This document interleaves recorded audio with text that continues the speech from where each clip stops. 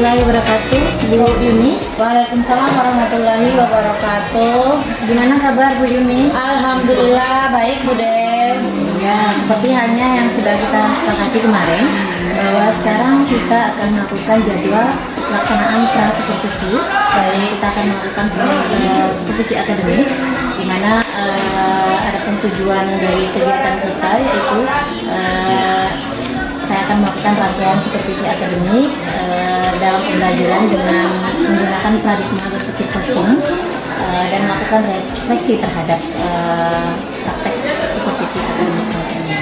Dan juga tujuan dari supervisi itu tentunya sebagai, karena kita ketahui bahwa kegiatan supervisi itu bertujuan untuk membantu guru untuk dapat saling evaluasi terhadap aktivitas pembelajaran, sehingga nanti akan menjadi tujuan pembelajaran kita bisa tercapai. Nah, baik ini untuk kegiatan pra-supervisi kali ini saya akan mengajukan beberapa pertanyaan, di mana pertanyaan itu nanti apa menjadi pertanyaan-pertanyaan yang berhubungan dengan rencana pelaksanaan pembelajaran Ibu di kelas nanti. Nah, pertanyaan pertama Bu ini, apa menjadi tujuan pembelajaran Ibu nanti di kelas? Oke, baik. Adapun tujuan pembelajaran yang ingin saya capai di kelas saya pada materi ini, kebetulan materinya tentang naratif teks. Jadi tujuan yang ingin saya capai itu ada dua. Yang pertama adalah siswa diharapkan mampu untuk mengidentifikasi struktur teks, fungsi sosial, dan juga unsur kebahasaan dari teks tersebut. Kemudian yang kedua adalah setelah siswa mampu mengidentifikasi, memahami ketiga unsur tersebut, maka harapannya siswa nanti mampu untuk membuat sebuah teks naratif sederhana. Ya, baik Bu ini saya ulangi ya, menjadi tujuan pembelajaran itu, yaitu yang pertama, siswa mampu mengidentifikasi struktur teks, unsur kebahasaan, dan fungsi sosial dari naratif teks. Kemudian yang kedua, siswa mampu membuat teks naratif secara sederhana. Ya, betul. Kemudian pertanyaan kedua Bu Yuni, kompetensi apa yang menjadi area pengembangan yang hendak Ibu capai pada saat pembelajaran? Oke, baik. Adapun kompetensi yang ingin saya capai di pembelajaran kali ini adalah, atau di materi ini adalah, ada dua kompetensi utama, yaitu yang pertama kompetensi pengetahuan, dan yang kedua adalah kompetensi pengetahuan, dan yang kedua kompetensi keterampilan. Di mana kompetensi pengetahuan nanti siswa mengenali apa itu struktur teks, unsur kebahasaan, dan fungsi sosial dari naratif teks. Kemudian di unsur keterampilannya yang ingin saya capai itu adalah, jadi siswa nanti mampu membuat sebuah teks naratif sederhana dalam bentuk lisan maupun tulisan. Karena nanti kalau dalam bentuk lisannya teksnya, kalau dalam bentuk dalam bentuk tulisannya teks, dalam bentuk lisannya nanti siswa mampu memainkan peran di situ. Berarti ada dua ya, area pengembangannya itu adalah pengetahuan dan keterampilan. Baik Bu Yuni. Kemudian selanjutnya pertanyaan berikutnya adalah strategi yang dipersiapkan. Bagaimana strategi ataupun model pembelajaran, metode pembelajaran yang Ibu terapkan nanti? Baik, adapun strategi pembelajaran yang akan saya gunakan di materi ini adalah tentu strateginya adalah pembelajaran berdiferensiasi yang terintegrasi dengan KSD, di mana nanti dalam pembelajaran berdiferensiasi itu nanti saya tentu akan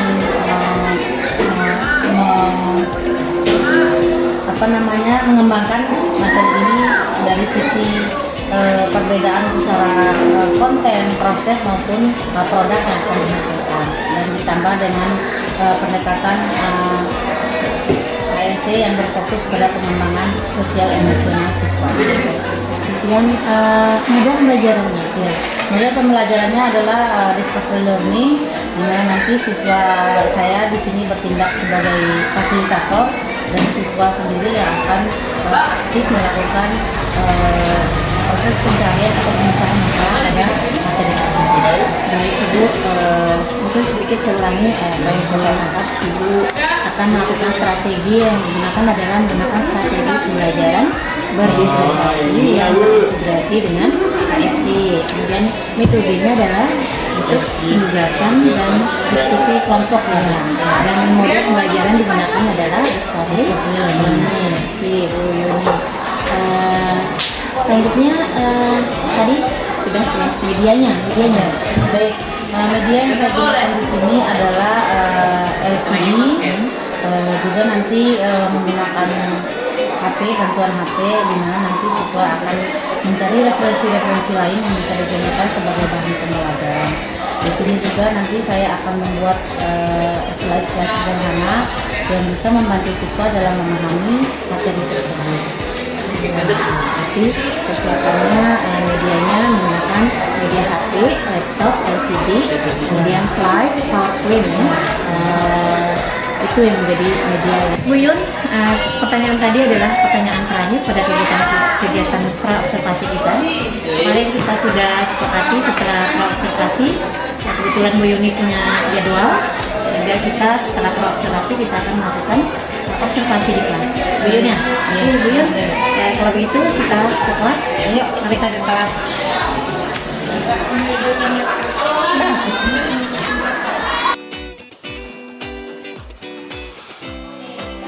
Assalamualaikum warahmatullahi wabarakatuh.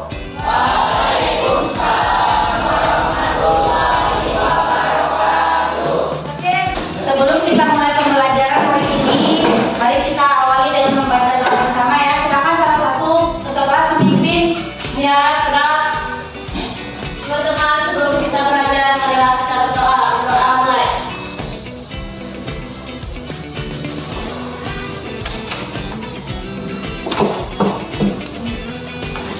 Berdoa selesai. Assalamualaikum kelas.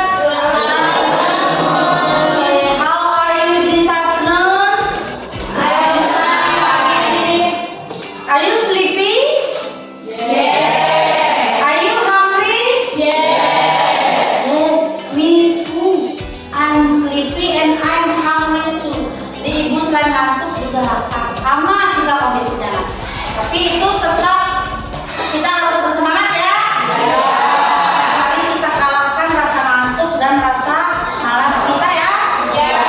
Tadi kan sudah juga kedua, sudah makan siang dan juga sudah sholat ya. Oke. Baik, sebelum kita mulai pelajaran, biar menghilangkan rasa ngantuknya, ibu punya lagu.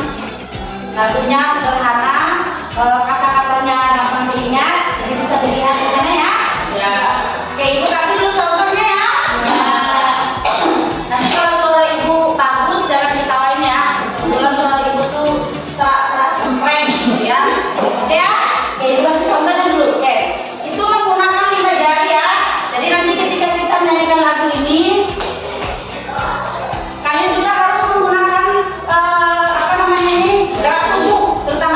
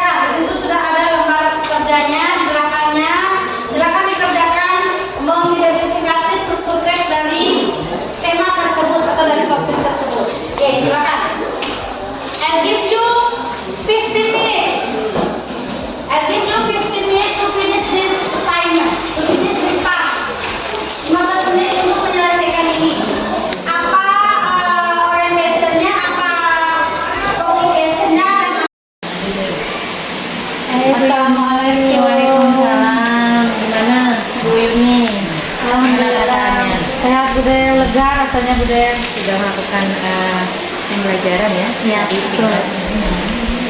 Bu Yuni, seperti yang sudah Ibu Yuni sampaikan pada saat observasi bahwa pada saat pembelajaran Ibu melakukan ada 2 area pengembangan ya, speaking dan writing. Nah, berdasarkan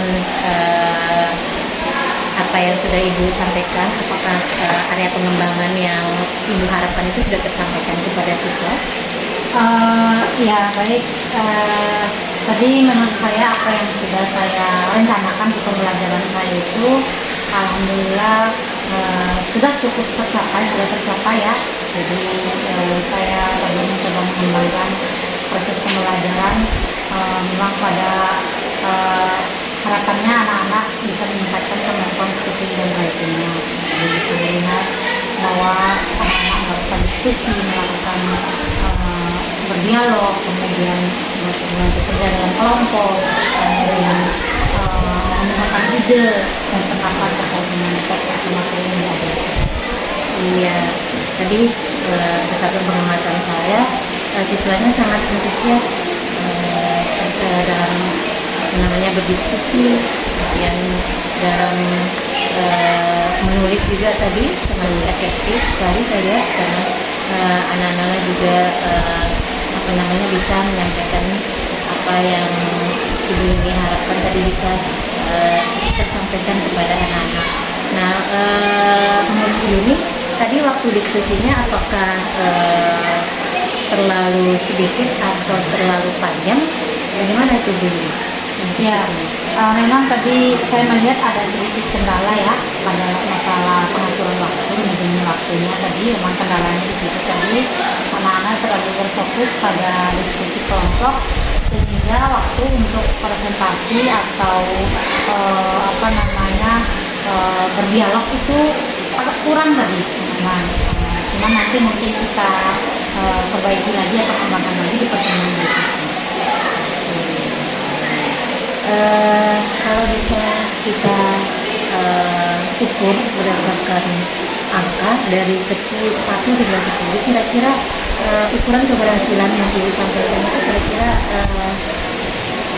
berapa tingkat keukurannya? Ya, kalau saya boleh berbicara angka, tadi saya melihat tingkat pencapaiannya itu sekitar 8,5 ya. Menurut saya tadi, karena memang masalah kendalanya tadi adalah masalah waktu ya, sehingga saya kurang bisa mengeksplor lagi ke area pengembangan atau skill lainnya. Misalnya juga ada skill reading yang ingin saya kembangkan di materi tadi. Berarti ini adalah area pengembangan kedepannya. Ibu ingin meningkatkan dalam area skill reading atau membaca. Iya, betul. Itu yang ingin Ibu kembangkan. Kemudian mungkin pengembangan diri untuk Ibu ini itu seperti apa misalnya? Baik, untuk kedepannya saya juga ingin anak-anak saya atau siswa saya tadi menguasai 4 skill yang ada dalam skill bahasa itu. Jadi kalau tadi pada skill speaking dan writing-nya, maka di pembelajaran berikutnya saya ingin mengembangkan pada area itu, di mana nanti anak-anak saya harapkan bisa mengidentifikasi ide utama, mengidentifikasi ide pendukung, melakukan skimming and scanning pada teks yang dibaca. Kemudian untuk pengembangan diri saya sendiri juga nanti saya akan mencoba menerapkan mungkin metode atau pendekatan lain ya. Misalnya mungkin kedepannya saya ingin menerapkan pembelajaran berdiferensiasi pada kelas berikutnya. Nanti saya akan melakukan diferensiasi konten, diferensiasi proses, dan juga diferensiasi produk. Sehingga nanti dari satu teks naratif ini bisa menghasilkan produk atau variasi teks yang berbeda-beda berdasarkan level kemampuan siswa saya. Selain itu juga nanti mungkin saya bisa meminta masukan-masukan dari teman-teman guru bahasa lainnya, misalnya Bu Dewi mungkin, atau teman-teman yang lain yang punya referensi atau yang punya pengalaman yang sama. Kemudian saya juga akan melakukan pengembangan diri dengan cara memperbanyak tontonan-tontonan di YouTube, metode-metode pengajaran yang tepat untuk materi ini, kemudian mengakses PNN juga, kemudian mencari media-media yang sesuai di internet. Luar biasa sekali ya Ibu. Berarti Ibu selain pengembangan siswa juga melakukan pengembangan diri, tentunya melakukan pengembangan dengan metode pembelajarannya, kemudian pendekatannya seperti apa.